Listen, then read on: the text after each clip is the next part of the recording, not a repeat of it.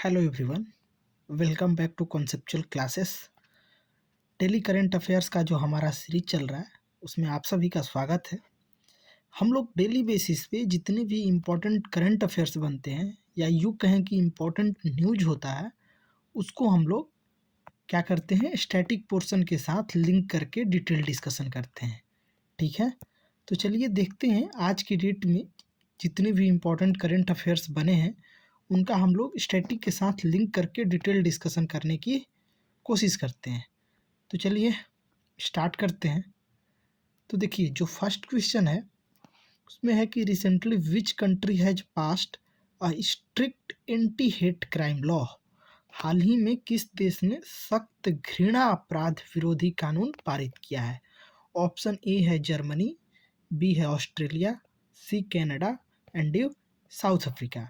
तो आप देखेंगे रिसेंट का न्यूज है, ऑस्ट्रेलिया जो है एक स्ट्रिक्ट लॉ पास किया है to combat hate crimes, introducing mandatory jail time ranging from 1 to 6 year for terror offenses and displaying hate symbols। यानी कि अगर आप hate symbols भी दिखाते हैं, that is also coming under you can see this act and you have to be punished for starting from 1 to 6 year. तो आपको जो है 1 से लेकर 6 साल तक सज़ा हो सकती है। ऐसा बिल ऑस्ट्रेलियन गवर्नमेंट ने पास किया है। ठीक है, अब देखिए, अब हम लोग देखते हैं कि क्या इंडिया के केस में इंडियन गवर्नमेंट भी कुछ लॉ, हेट क्राइम से रिलेटेड कोई लॉ है क्या इंडिया में? ठीक है, तो आप देखेंगे उससे पहले थोड़ा सा हम लोग डिस्कशन कर लेते हैं क्योंकि थोड़ा चेंजेज किया गया है। आप देखेंगे कि जो आईपीसी चला आ रहा था 1860 से, इंडियन पेनल कोड, उसको रिप्लेस कर दिया गया है भारतीय न्याय संहिता। भारतीय न्याय संहिता है बीएनएस से 2023 में, विच केम इनटू इफेक्ट ऑन 1 जुलाई 2024। तो 1 जुलाई 2024 से जो भारतीय न्याय संहिता है वो इफेक्ट में आ गया है और ये जो है आईपीसी का रिप्लेसमेंट है। इसी तरह दो और मेजर लॉ को रिप्लेस किया गया, जैसे सीआरपीसी एक्ट का नाम सुने होंगे, क्रिमिनल प्रोसीजर कोड सीआरपीसी, जो कि 1973 में था, उसको रिप्लेस कर दिया गया है भारतीय नागरिक सुरक्षा संहिता बीएनएसएस 2023 से।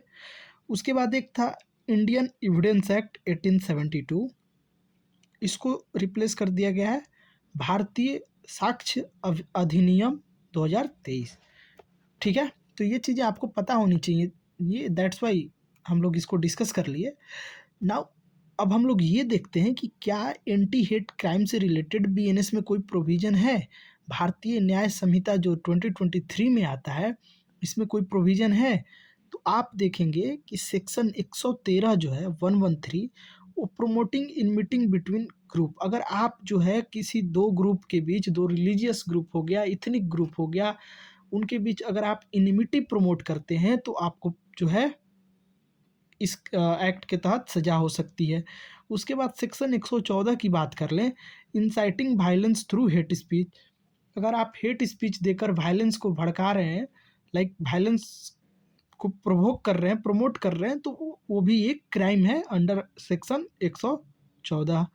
उसके बाद सेक्शन 316 की बात कर लें तो इसमें बताया गया है कि जो ऑर्गेनाइज्ड क्राइम है या फिर जो मॉब लिंचिंग है, ये सब जो है पनिशेबल है अंडर सेक्शन 316।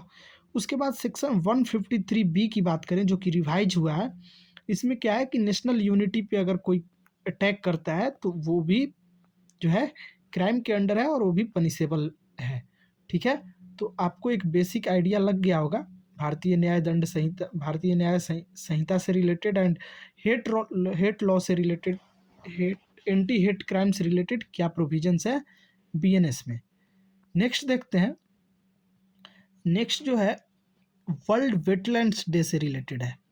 तो बताना है आपको कि where was the World Wetland Day 2025 event organised by the Ministry of Environment, Forest and Climate change.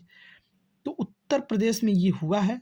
Uttar Pradesh में केंद्रीय पर्यावरण, वन और जलवायु परिवर्तन मंत्रालय ने विश्व आर्द्र भूमि दिवस यानी कि वर्ल्ड वेटलैंड डे 2025 का आयोजन कहाँ किया?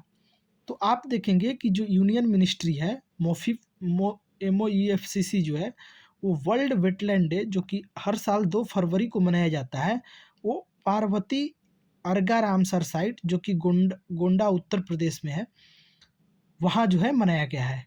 इसको भी ध्यान में रखिएगा कि किस रामसर साइट पे ये मनाया गया है और इस बार का क्या थीम है वो तो हम लोग डिस्कस करेंगे।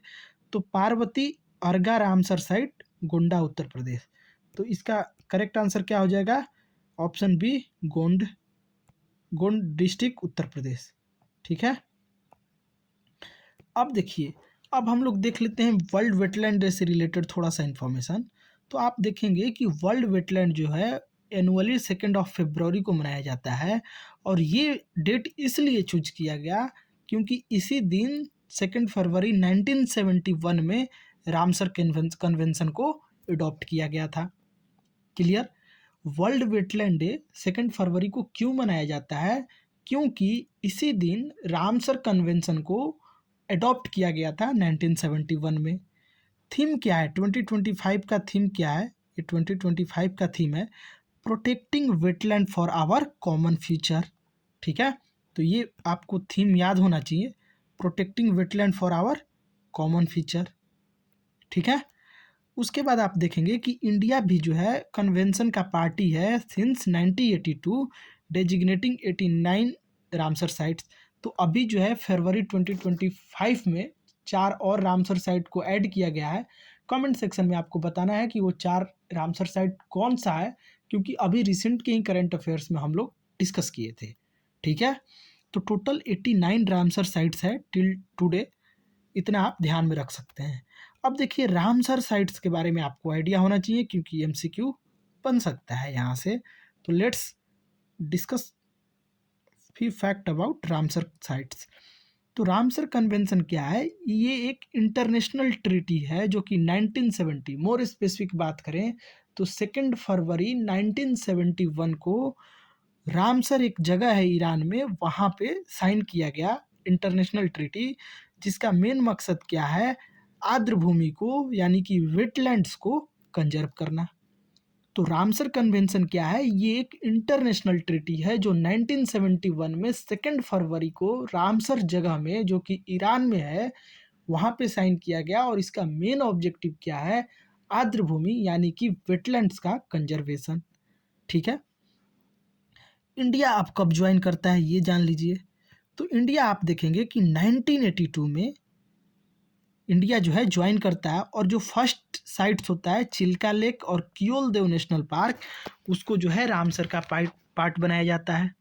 तो आपको दोनों चीज़ याद रखनी है, 1982 में इंडिया ज्वाइन करता है and Chilika lake and Keoladeo national park, ये दोनों जो है फर्स्ट सिटीज होते हैं जिनको कि रामसर का पार्ट बनाया जाता है। टोटल रामसर साइट 89 है अभी till today. Largest Ramsar site की बात करें तो सुंदरबन डेल्टा है जो कि वेस्ट बंगाल में है। स्मॉलेस्ट रामसर साइट की बात करें तो रेणुका वेटलैंड है जो कि हिमाचल प्रदेश में है। ये चीज़ें फैक्चुअल है, आपको किसी भी वनडे एग्जाम में आपको देखने को मिल जाएंगी। ठीक है, तो आपको इन सारी चीज़ों का आइडिया होना ही चाहिए। करेक्ट। तो आप देखिए लार्जेस्ट कौन सा है? सुंदरबन डेल्टा। स्मॉलेस्ट कौन सा है? रेणुका वेटलैंड जो कि हिमाचल प्रदेश में है।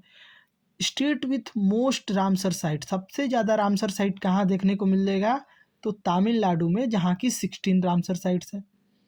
फर्स्ट रामसर सिटी, ध्यान दीजिएगा ये साइट नहीं है सिटी है।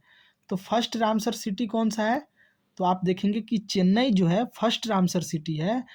इसका जो पल्लीकरनी मार्स और अदर वेटलैंड्स के लिए, मतलब ये सिटी में जो पल्लीकरनी मार्स है और कुछ वेटलैंड्स है वो इसका पार्ट है। तो आपको ध्यान रखना है कि फर्स्ट रामसर सिटी कौन सा है? चेन्नई है।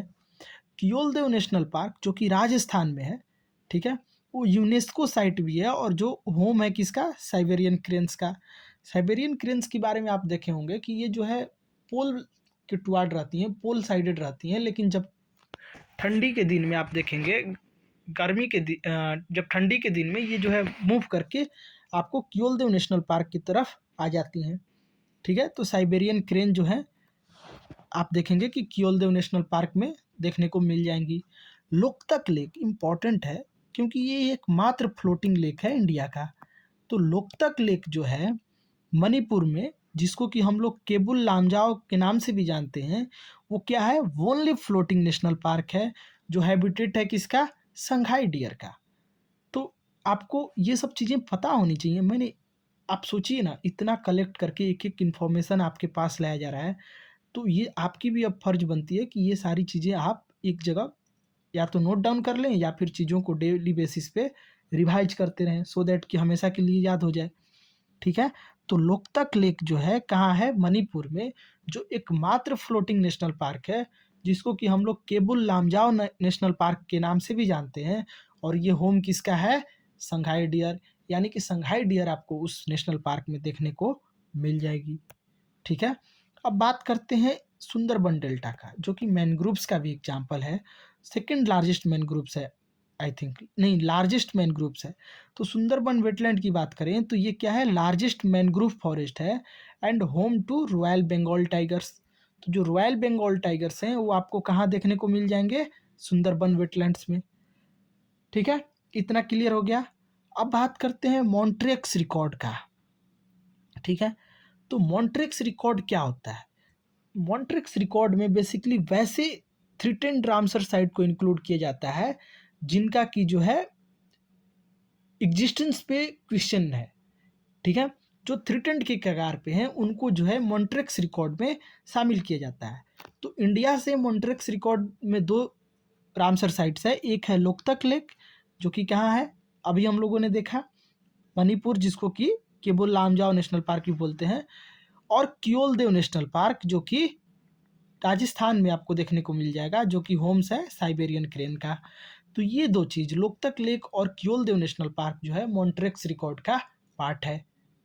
अब देखिए क्राइटेरिया क्या होता है रामसर सिलेक्शन का, तो बायोडाइवर्सिटी देखा जाता है, इकोलॉजिकल यूनिकनेस देखा जाता है, और वहाँ का हाइड्रोलॉजी देखा जाता है। ठीक है, तो ये सारी चीज़ें जो थी मुख्य रूप से रामसर साइट से रिलेटेड, जो कि आपको पता होनी चाहिए अगर आप किसी भी एग्जाम में बैठ रहे हैं, starting from SSC to UPSC level, then you must have idea, some idea regarding Ramsar sites and their important sites like Keoladeo national park, Loktak national park, Sundarban delta. इन सारी चीज़ों के बाद उसके बाद आप ये देखेंगे कि लार्जेस्ट साइट और स्मॉलेस्ट साइट, ये सब आपको आइडिया होनी चाहिए। ठीक है, तो now moving to the next question. अब देखिए इसमें क्या है, which country recently passed a bill banning transgender athletes in women sport. हाल ही में किस देश में महिला खेलों में ट्रांसजेंडर एथलीट पर प्रतिबंध लगाने वाला विधेयक पारित किया गया है। तो इसका करेक्ट आंसर हो जाएगा ऑप्शन नंबर ए, यूएसए। तो जो डोनाल्ड ट्रंप जी हैं उन्होंने एक एग्जीक्यूटिव ऑर्डर साइन किया है जो कि बैन करता है ट्रांसजेंडर एथलीट्स को वुमेन्स स्पोर्ट से। नेक्स्ट क्वेश्चन देखते हैं, how many centre will be developed by the government to train good drivers and reduce accidents. सरकार द्वारा अच्छे ड्राइवरों को प्रशिक्षित करने और दुर्घटनाओं को कम करने के लिए कितने केंद्र विकसित किए जाएंगे। इसका करेक्ट आंसर है ऑप्शन नंबर बी, 1600। तो जो इंडियन गवर्नमेंट है वो प्लान कर रही है 1600 ड्राइविंग ट्रेनिंग सेंटर को लाइक डेवलप करने के लिए countrywide, to reduce accidents and train drivers. The Ministry of Road Transport and Highway जो है वो फिनेंशियल असिस्टेंट देगा ये सारे सेंटर सेटअप करने में। ठीक है, तो ये क्लियर हो गया। नेक्स्ट देखते हैं, नेक्स्ट क्वेश्चन है, what is the new name of Fort William, the headquarter of eastern command of Indian army. हाल ही में कोलकाता स्थित भारतीय सेना की पूर्व कमान के मुख्यालय फोर्ट विलियम का नाम बदलकर क्या रखा गया है। तो ऑप्शन ए है शक्ति फोर्ट, ऑप्शन बी है विजय दुर्ग, ऑप्शन सी है रक्षा दुर्ग, ऑप्शन डी है वीर भवन। तो जो करेक्ट आंसर है वो है विजय दुर्ग। तो ये चीज़ें आपको ध्यान में रखनी होगी, ये इंपॉर्टेंट है। विजय दुर्ग कर दिया गया है जो कि ईस्टर्न कमांड था, इंडियन आर्मी का हेडक्वार्टर था फोर्ट विलियम। ठीक है, तो अब देखेंगे कि फोर्ट विलियम का थोड़ा सा हिस्ट्री जान लेते हैं। तो सबसे पहले कंस्ट्रक्शन की बात कर लें तो जो ओरिजिनल फोर्ट विलियम था, अब ओरिजिनल क्यों कहा जा रहा है, क्योंकि बाद में इसको रिकंस्ट्रक्ट किया गया है। तो जो ओरिजिनल फोर्ट विलियम था वो constructed by British east India company between 1696 से लेकर 1702, यानी कि 1696 से लेकर 1702 के बीच फोर्ट विलियम को ब्रिटिश ईस्ट इंडिया कंपनी द्वारा कंस्ट्रक्ट किया गया। जिसमें किसका परमिशन लगा था, तो उस समय के मुगल एम्पेरर औरंगजेब जी का परमिशन के बाद ये जो है कंस्ट्रक्शन किया गया था। और इसका नाम किस पे पड़ा, तो king William third of England. देखिए कितना इंपॉर्टेंट होता है एक चीज को लिंक करना, आपको अभी समझ में आना चाहिए। क्वेश्चन तो सिंपल था, फोर्ट विलियम का नाम बदलकर विजय दुर्ग रख दिया गया, लेकिन फोर्ट विलियम से रिलेटेड आपको थोड़ी अगर आइडिया लग जाए जो कि इम्पोर्टेंट है एग्जाम पॉइंट ऑफ व्यू से, तो ये बेनिफिशियल होगा। अब देखिए क्या फोर्ट विलियम किसके नाम पे पड़ा, ये क्वेश्चन बन सकता है। तो king William three of England. Fort William को बनाया किसने, तो originally British east India company by taking permission from Mughal emperor Aurangzeb. अब ब्लैक होल ऑफ कलकत्ता का जो ब्लैक ट्रेजिडी था, ब्लैक होल ट्रेजिडी, वो इसी फोर्ट विलियम में हुआ था। तो 1756 में वहाँ के नवाब हुआ करते थे सिराजुद्दौला, बंगाल के नवाब हुआ करते थे सिराजुद्दौला, जो attacked and capture the fort, fort पे अटैक करते हैं और कैप्चर कर लेते हैं। कैप्चर करने के बाद एक इंसिडेंस होता है ब्लैक होल ऑफ कलकत्ता, जहाँ पे number of British prisoners were confined in a small dungeon, एक छोटे रूम में, और यू कैन से कि तहखाना में उनको रख दिया जाता है, leading to numerous death due to suffocation and heat exhaustion. तो सफोकेशन की वजह से और हीट एग्जॉशन की वजह से बहुत सारे लोगों की मृत्यु हो जाती है। तो देखेंगे आप कि ऐसा माना जाता है कि टोटल 143 प्रिजनर्स में से केवल 23 प्रिजनर्स जो है अलाइव बचे थे जब नेक्स्ट मॉर्निंग सिराजुद्दौला ने रिलीज करने की आदेश दिया। तो आप सोचिए 143 में से 23, क्योंकि एक स्मॉल डंजियन था ना, स्मॉल डंजियन मतलब एक होल टाइप का था, उसी में कूच दिया गया था सभी लोगों को फोर्सफुली। तो ये हीट एग्जॉशन और सफोकेशन की वजह से 120 लोगों की मृत्यु हो गई थी। आप देखेंगे 146 लोग थे, जिसमें से कि 23 लोग ही जिंदा बच पाए थे। अब होता क्या है कि जैसे ये खबर पता चलती है ब्रिटिश लोगों को, जो जो कि उस समय मद्रास में क्वार्टर्ड थे, तो वहाँ से रॉबर्ट क्लाइव को भेजा जाता है। और रॉबर्ट क्लाइव जो है वो इंडियन अलाई और कुछ लोगों के साथ मिलकर जो है क्या करता है कि इसको जो है सिराजुद्दौला जी को डिफीट कर देता है बैटल ऑफ प्लासी में, जिसके बाद उनको ओवरथ्रो भी करना पड़ता है। ठीक है, तो आप समझ गए कि क्लाइव जो है जनवरी 57 यानी कि आप समझेंगे कि बैटल ऑफ प्लासी जो है इसके बाद ही होता है, और यहाँ पे डिफीट कर दिए जाते हैं सिराजुद्दौला जी, और उसके बाद उनको नवाब ऑफ बंगाल से भी हटा दिया जाता है। ठीक है, तो ये ब्लैक होल कलकत्ता का जो ट्रेजिडी था वो देख लिए थे। उसके बाद आप ये देखेंगे कि सीज ऑफ कलकत्ता का क्या रेफरेंस है। तो the fort was central to siege of Calcutta where Nawab Sirajuddaulah forces captured the city leading to significant historical events Black Hole incident. तो 1756 में ये कब्जा करते हैं सिराजुद्दौला जी, और रॉबर्ट क्लाइव फिर आकर after the recapture of Calcutta, Robert Clive play a pivotal role in the reconstruction of Fort William and establishment of British dominions in Bengal. Clear. Next question देखते हैं। नेक्स्ट क्वेश्चन है, how many big cat species does the International Big Cat Alliance aim to conserve. तो आप देखेंगे कि total जो है 7 cat alliance जो है, 7 बिग कैट जो है इसके पार्ट हैं IBCA के, इंटरनेशनल बिग कैट अलायंस के, जिसमें आप देखेंगे tiger, lion, leopard, snow leopard. देखिएगा लियोपार्ड अलग है, स्नो लियोपार्ड अलग है, चीता, जागुआर और प्यूमा। तो ये 7 स्पेसीज जो हैं बिग कैट अलायंस के पार्ट हैं। अब थोड़ा सा IBCA के बारे में देख लेते हैं, इंटरनेशनल बिग कैट अलायंस के बारे में देख लेते हैं। तो आप देखेंगे कि इसका जो लॉन्च हुआ था ये मार्च 23 में इसको लॉन्च किया गया था। ऑब्जेक्टिव क्या है? To facilitate international collaboration for big cat conservation, यानी कि बिग कैट जो कि 7 स्पेसीज आते हैं उसमें, उनके कंजर्वेशन के लिए ये एक इंटरनेशनल कोलाबोरेशन है जो कि रिसर्च और हैबिटेट प्रोटेक्शन पर भी फोकस करता है। इसको लीड कौन करता है? तो इंडिया लीड करता है, जिसका कि स्ट्रॉन्ग रिकॉर्ड है टाइगर कंजर्वेशन में थ्रू प्रोजेक्ट टाइगर। तो प्रोजेक्ट टाइगर कब लॉन्च किया गया था ये आप लोगों को बताना है।